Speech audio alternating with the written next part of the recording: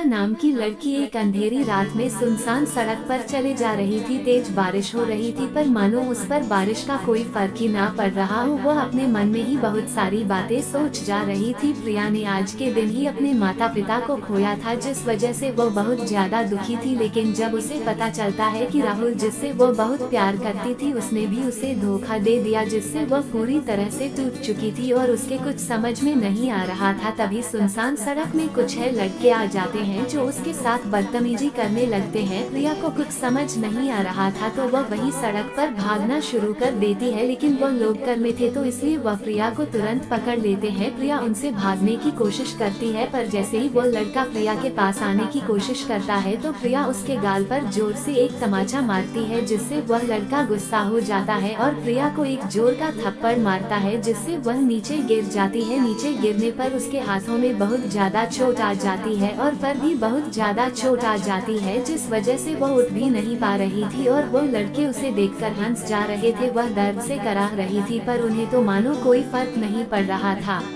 पर प्रिया किसी तरह उन लोगों की आंखों में मिट्टी डालकर उन्हें चकमा देकर लंगड़ाते हुए भागना शुरू कर देती है और थोड़ी दूर भगाने के बाद उसे एक कार दिखती है जिसके सामने एक लड़का सूट में खड़ा हुआ था। वह प्रिया के सामने उसकी पीठ देख रही थी। वह जल्दी से उसके सामने जाती है और उसे मदद मांगती है। वह आदमी जैसे ही प्रिया की तरफ मुड़ता है, प्रिया उसकी शक्ल देखना चाहती थी पर वो देख नहीं पा रही थी। उसकी आंखें बहुत ज्यादा भारी हो चुकी थी। अब उसे बहुत तेज चक्कर आता है, जिस वजह से वह बेहोश हो जाती है। वह नीचे गिरने वाली थी कि तभी वह लड़का उसे पकड़ लेता है। ये लड़का दिल्ली शहर का सबसे बड़ा बिजनेसमैन आरव सिंघानिया है, जो कि यहाँ पर कर खराब हो जाने की वजह से खड़ा था। आरव प्रिया को देख ही रहा था, तभी पीछे से जिन लड़कों की आंखों में प्रिया ने दूर झोंक कराई थी वह भी आ जाते हैं। वो उसे लड़के से प्रिया को छोड़ने के लिए कहते हैं पर वो लड़का उनसे कुछ भी नहीं कहता।